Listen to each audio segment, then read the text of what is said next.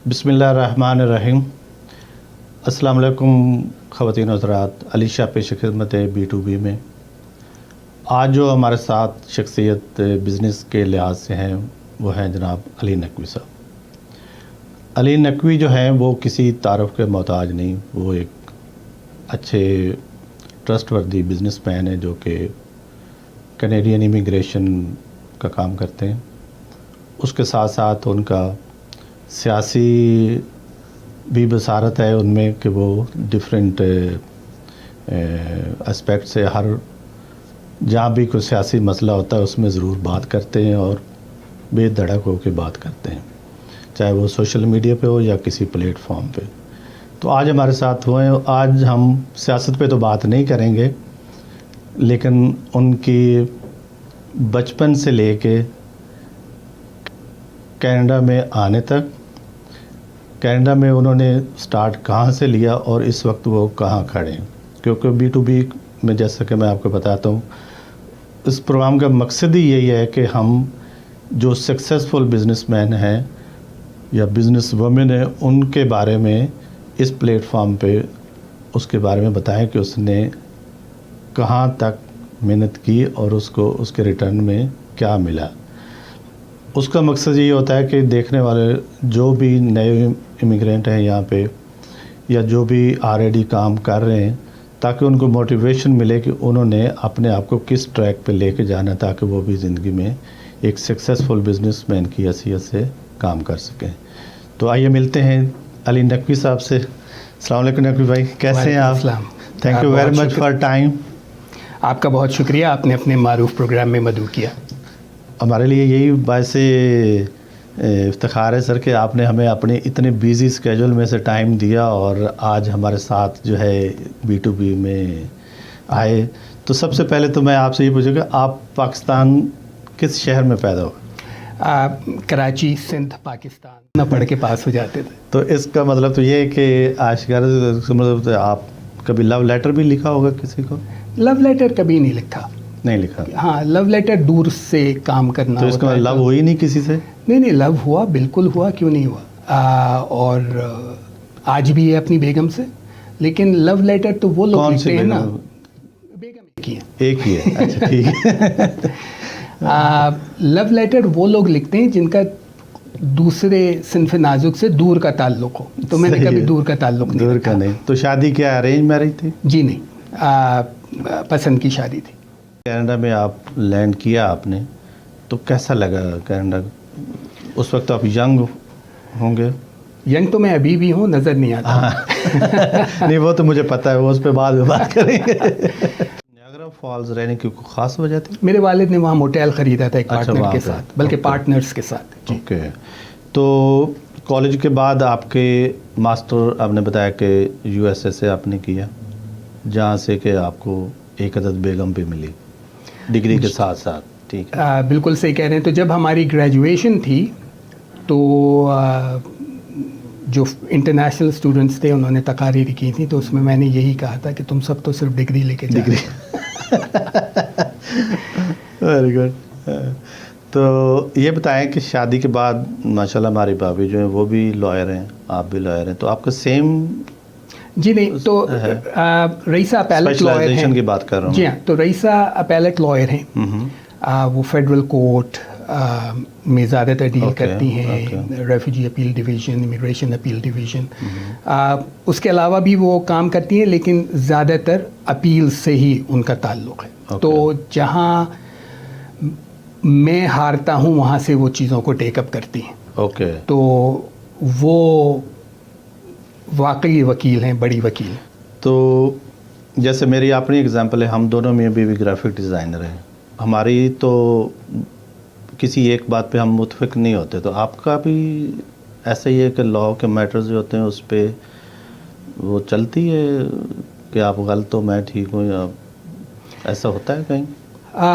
जी नहीं, ऐसा नहीं होता, क्योंकि जैसे मैंने पहले कहा कि मैंने तो पहले ही से हथियार डाल दिए कि वो जहाँ मैं हारता हूँ वहाँ से वो प्रोफेशनल होने की बात कर पॉइंट ऑफ व्यू वहाँ डिफ़र कर सकता है जहां हम दोनों एक लेवल पे काम कर रहे हैं। ओके आपकी सॉरी आई थिंक जो मैं अंडरस्टैंड किया हूँ कि वो सेम, लेकिन आप बता रहे हैं कि आपका लॉ का डिफरेंट है और ऐसे उनका डिफरेंट है। आप ऐसे सोचें कि जैसे मैंने एक रेफ्यूजी क्लेम किया, मैं हार गया, तो वहाँ से फिर वो उसे टेकअप कर सकती हैं रेफ्यूजी अपील डिवीज़न में। अगर वहाँ हार जाएं तो फेडरल कोर्ट में वगैरह वो, या अगर हमारी कोई application for permanent residence refuse हो गई कनाडा से बाहर या कनाडा के अंदर, तो फिर उसे वो फेडरल कोर्ट में टेकअप करती हैं। तो उन्होंने अपनी स्पेशलाइजेशन अपैलेट फोरम्स में बनाई है। ओके अब हम बात करेंगे इमिग्रेशन जो है कनाडा में आने का हर बंदे का एक ड्रीम है, वो जिसको थोड़ी सी भी सेंस है कि मैंने ज़िंदगी कैसे गुजारनी है, अच्छी गुजारनी, या जो हमारे कंट्रीज़ में या ओवरऑल बाकी जो मुल्क के जो मसले मसाइल हैं, हर बंदा चाहता है कि वो कनाडा जो है इमिग्रेशन किस तरीके से ले और यहाँ आ जाए। तो आप क्या समझते हैं, इमिग्रेशन लेना आसान है? शाह साहब बहुत अच्छा सवाल है आपका। देखिए दुनिया में जो इस वक्त मुख्तलिफ़ ममालिक में, खुसूसन अगर हम साउथ एशियन कम्युनिटी की बात करें, इंडिया, पाकिस्तान, बांग्लादेश, श्रीलंका, भूटान, नेपाल वगैरह की, तो वहाँ के जो हालात हैं वहाँ के लोगों को दिलचस्पी है कनाडा आने में। आपने लफ्ज़ ड्रीम्स इस्तेमाल किया, तो आप जानते हैं कि हर ख्वाब शर्मिंदा ताबीर नहीं होता और हर एक के लिए नहीं हो सकता। इमिग्रेशन टू कनाडा काफ़ी मुश्किल हो गई है।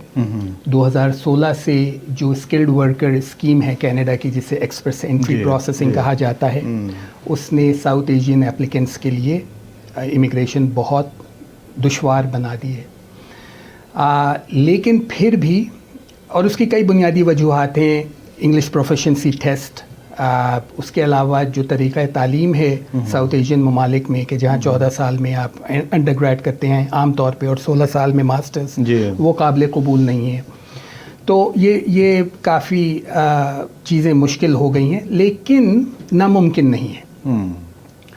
और जो हमारी प्रैक्टिस में सबसे तकलीफ़ दह बात है, वो बहुत सारी बातें तकलीफ़ दह हैं, वो हमको रोज़ाना दर्जनों लोगों को ये बताना पड़ता है कि हम आपकी मदद नहीं कर सकते क्योंकि कनेडियन इमिग्रेशन की पॉलिसी आपके लिए साजगार नहीं है, आप क्वालिफाई नहीं करते। सही है। और वो तकलीफ़ दे क्यों इसलिए है कि वो लोग हमारी बात पे यकीन नहीं करते, क्योंकि उन्हें हमारे अलावा 10 लोग बता चुके होते हैं कि भाई इतने पैसे दे दो तो तुम्हारा इमिग्रेशन हो जाएगा। सही है। तो मैं हर एक से ये कहता हूँ कि भाई अगर आप पैसे ना भी कमा सकें तो कम से कम बद्दुआ ना कमाएं। सही है। इसलिए कि जैसे कि मैंने कहा कि इमिग्रेशन जो है वो तो हर बंदा ड्रीम करता है, लेकिन कई ऐसी स्टोरीज सुनने को मिलती हैं या पढ़ने को कि लोग इमिग्रेशन की आड़ में लोगों से इतना पैसा ले लेते हैं, लेकिन बाद में केसेस जो है वो रिजेक्ट हो जाते हैं, और उसके बाद जब रिजेक्ट हो जाते हैं फिर वो कहते हैं जी आप लॉयर से बात करें, क्योंकि वो लॉयर्स को लेते ही नहीं, एजेंट्स से बात करके अपने पैसे फंसा के बैठ जाते हैं। तो जब इस तरह की सिचुएशन होती है तो उसमें लोगों को आप क्या गाइड करें, क्या करना चाहिए? देखिए, सबसे पहले एक दरख्वास्त जो मैं सबसे करता हूँ वो ये कि जिस किसी से भी काम करवाएं ये चेक कर लें कि वो उस काम करने का लाइसेंस्ड है या नहीं, उसे इजाज़त है वो काम करने की या नहीं। तो दो तरह के लोग ये काम कर सकते हैं। एक वो जो ICCRC एक रेगुलेटरी बॉडी है जी, जो कनेडियन इमिग्रेशन कंसल्टेंट्स, अगर उसके मेंबर हैं उनकी वेबसाइट पे जाके मेंबर्स लिस्ट है उस पर कंफर्म कर लें। और दूसरे वो जो law society of upper Canada के मेंबर हैं वो खुलाएं। तो ये दो लोग हैं जो ये काम कर सकते हैं। तो इसका मतलब ये हुआ कि जो भी इमिग्रेशन का सोचता है या कंसल्टेंट को हायर करने, तो उसको इमिग्रेशन जो ICC आपने बताया ICCRC जो है उसकी वेबसाइट पे जाके उस सबसे पहले चेक करना चाहिए कि अली नकवी उसके मेंबर हैं या नहीं। एग्जैक्टली, ठीक, अगर वो अली नकवी से काम करा रहे हैं। یا کوئی اور ہے تو کیا وہ ICCRC کا ممبر ہے یا نہیں, یا لا سوسائٹی کا ممبر ہے یا نہیں. تو جو ممبران نہیں ہیں وہ گوفٹ کنسلٹنٹس کہلاتے ہیں. اوکے, ٹھیک ہے. اور آپ جانتے ہیں کہ بھوت ہمیشہ جعلی جسے کہتے ہیں, بھوت ہمیشہ خوفناک ہی ہوتا ہے. جعلی پیروں کی طرح, تو وہ پھر نیم حکیم خطرہ جان. ایگزیکٹلی, تو یہ ایک پہلی احتیاطی تدبیر ہے جو ہر پوٹینشیل کلائنٹ کو کرنی چاہیے. تو اس میں یہ کہ فرض بوز میں کہتا ہوں کہ یہ پاکستان سے کوئی آپ سے کنسلٹ کرنا چاہے تو اس کو کیسے آپ سے وہ کانٹیکٹ کیسے کر سکتا ہے, یا آپ کا ویب سائٹ وغیرہ پہ؟ جی ہاں, ویب سائٹ پہ کر سکتے ہیں alinaqvicanada.com. ہمیں ای میل کر سکتے ہیں ali@alinaqvicanada.com. ہم سے واٹس ایپ پہ بات کر سکتے ہیں. وہ فری کال ہے اب 4168951552. تو اب تو یہ چیزیں بہت آسان ہو گئی ہیں. ہم ان سے ایک بنیادی کویسچنر فل کرواتے ہیں اور اس کے بعد فری اسسمنٹ کر کے ان کو بتاتے ہیں کہ آپ اگر کوالیفائی کرتے ہیں تو کس طرح کوالیفائی کرتے ہیں اور اس میں آپ کی کاسٹ کیا آ سکتی ہے. اور اس کے بعد پھر ان کی مرضی ہوتی ہے کہ وہ ہمارے ساتھ کام کریں. مجھے ایک اچھی طرح یاد ہے جب میں نے امیگریشن کے لیے اپلائی کیا, میں نے بھی ایجنٹ کے ذریعے کیا, لیکن بعد میں ایجنٹ کے پتہ چلا وہ تو دوڑ گیا, جو پیسے لینے تھے اس نے لے لیے, کیونکہ اس کے بیچ میں 9/11 والا واقعہ ہو گیا. تو اس کے بعد انہوں نے, تو میرے ایک دوست تھے, اس نے مجھے کہا کہ آپ بجائے اس کے کنسلٹنٹ کے چکر تو اس کو آپ ریووک کر دیں, اب ڈائریکٹ ایمبیسی کو جو کونسل ہے ان کو لکھیں کہ بھئی میں اس کیس کو خود فالو کروں گا. تو میں نے خیر اس کو, انہوں نے مجھے نئے فارم بھیجے, میں نے خود فالو. تو اسی پیریڈ میں کچھ ایسے لوگ تھے جن کے کیسز ریجیکٹ ہو گئے. تو جب ریجیکٹ ہوئے تو جو ان کے کنسلٹ, ان کو انہوں نے کہا کہ بھئی ریجیکٹ ہو گئے تو آپ ہمارے لیے اپیل کریں. تو انہوں نے کہا جی ہم تو کر ہی نہیں سکتے. تو وہ کون لوگ تھے؟ تو دیکھیے, جو ICCRC کا کنسلٹنٹ ہے وہ اپیل کر سکتا ہے, لیکن اسپاؤسل اسپانسرشپ یا پیرنٹل اسپانسرشپ کے ریفیوزلس کی, وہ انڈیویجول جو پرماننٹ ریزیڈنس اوورسیز اپلیکیشن کے ریفیوزلس ہیں وہ ان کی اپیل ہوتی ہی نہیں. ان کا ہوتا ہے فیڈرل کورٹ جوڈیشل ریویو, اور فیڈرل کورٹ جوڈیشل ریویو جو اپیلیٹ لائرز, بیرسٹر سولیسٹرز ہوتے ہیں وہ ہی کر سکتے ہیں. صحیح ہے. اور ہر بیرسٹر سولیسٹر یہ پریکٹس نہیں کرتا, تو وہ وکلا جن کی یہ پریکٹس ہے, جنہیں اس کا ایکسپیرینس ہے, ایکسپرٹیز ہے, وہ یہ کرتے ہیں. صحیح ہے. تو اس میں آپ کیا ایڈوائز کریں گے جو لوگ انٹرسٹڈ ہیں امیگریشن کے لیے کینیڈا میں آنا چاہتے ہیں, تو ان کو پہلے اپنا کوئی اس کا کوئی فارمولہ ہے کہ کیسے وہ اپنے آپ کو لے کے چیک کریں کہ وہ ایلیجیبل بھی ہیں اس کے لیے یا نہیں ہیں؟ تو اس کا ایک طریقہ تو یہ ہے کہ وہ امیگریشن کینیڈا کی ویب سائٹ پہ ایک سیلف اسسمنٹ ٹول ہے. اس میں اپنی انفارمیشن فیڈ کر کے وہ دیکھ سکتے ہیں کہ ان کا سکور کیا بنتا ہے, اور وہ یہ بتاتا ہے منیمم سکور اپلیکیشن کے لیے کیا ریکوائرڈ ہے. ٹھیک ہے. یا وہ ہمارا کویسچنیئر ایک فل کر کے ہم کو اگر دے دیں ای میل پہ یا واٹس ایپ پہ, تو ہم اس کا ایک فری اسسمنٹ کر کے انہیں بتا سکتے ہیں کہ آپ کوالیفائی کرتے ہیں یا نہیں, اور نہیں کرتے تو وی آر سوری, اگر کر سکتے ہیں تو کیا طریقہ کار ہے. تو اسسمنٹ جو ہے ایک تو وہ ویب سائٹ پہ جو امیگریشن کے لیے ویب سائٹ ہے اس پہ کر سکتے ہیں. اگر کوئی آپ کو اپنا ریزیومے بھیجتا ہے یا CV بھیجتا ہے تو اس کے اسسمنٹ جو آپ کرتے ہیں اس کے کوئی چارجز ہیں؟ جی نہیں, فری ہے. وہ فری ہے, تو اس میں مطلب کوئی وہ چارجز نہیں, کوئی کچھ نہیں. لیکن ہم درخواست یہ کرتے ہیں کہ ہمارا کویسچنر بھر دیں, کیونکہ اس میں کچھ اضافی سوالات ہیں جو ہمیں درکار ہوتے ہیں, ان کے جواب CV میں عام طور پہ وہ چیزیں مینشن نہیں ہوتی. ٹھیک ہے. تو یہ تو تھا آپ کا جو آپ سروسز دے رہے ہیں اس کے.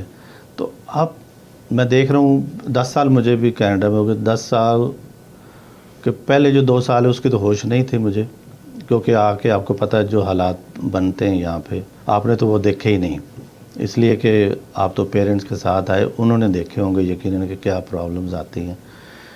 تو جو نیو امیگرینٹس یہاں فار سپوز آپ سے ہی امیگریشن لی انہوں نے اور وہ یہاں آ گئے, تو ان لوگوں کو کیا کرنا چاہیے, کیسے اپنے آپ کو یہاں سیٹل ہونے کے لیے کرنا چاہیے؟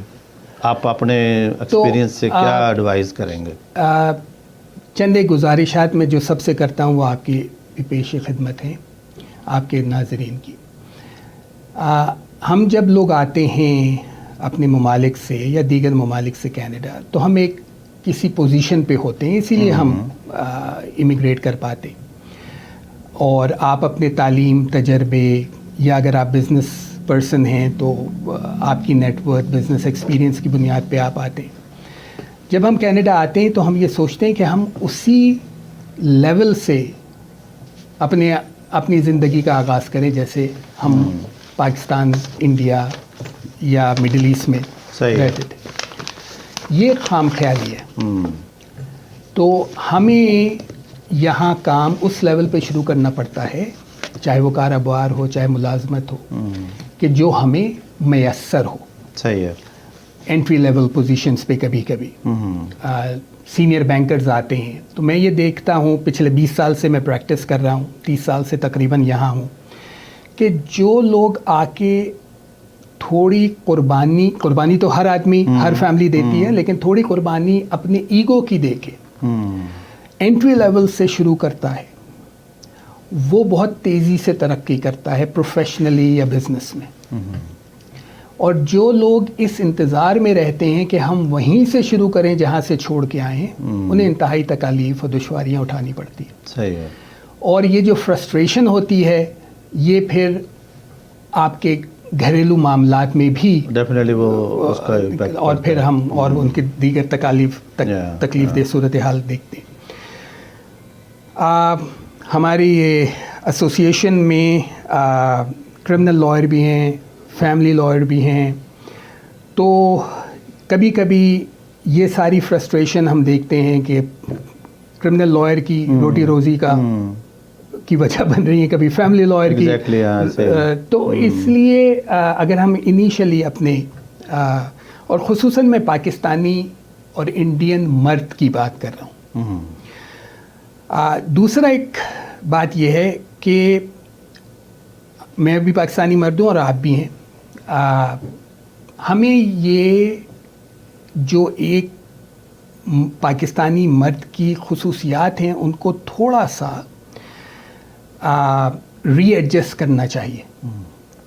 یہ خصوصیات کہ ہم اپنے بیگم بچوں, اپنے اہل خانہ کے لیے اپنی جان بھی دے دیں گے, اور اگر ہمیں پتھر کھودنے پڑیں تو وہ بھی کھودیں گے, وہ بہت اچھی بات ہے اور اس سے بہت ترقی کرتے ہیں. لیکن وہ جو ایک میں مرد ہوں وہ کیفیت لے کے ہم یہاں آتے ہیں, اور جب ہماری گھر کی خواتین ہماری ہی سپورٹ میں گھر سے باہر نکل کے جد و جہد کرتی ہیں تو وہ ہمیں برا لگنے لگتا ہے. تو اور اس سے بہت ساری پرابلمس دیکھنے میں اور لوگوں کو تکلیف سے گزرنا پڑتا ہے. تو ایک کیونکہ اب آپ اس وقت بات کر رہے تھے بچپن کی, تو بچپن سے 55 تک 30 سال میں رہی. Thank you very much. آپ کا بہت شکریہ. ٹائم دیا, بہت اچھا لگا آپ سے بات کر کے. ایٹ لیسٹ یہ کہ بہت سارے لوگ ایسے ہیں جو آپ کی یہ جو ہم نے باتیں کی کچھ چیزیں معلوم ہوگی, کچھ علی کے بارے میں نہیں ہوگی.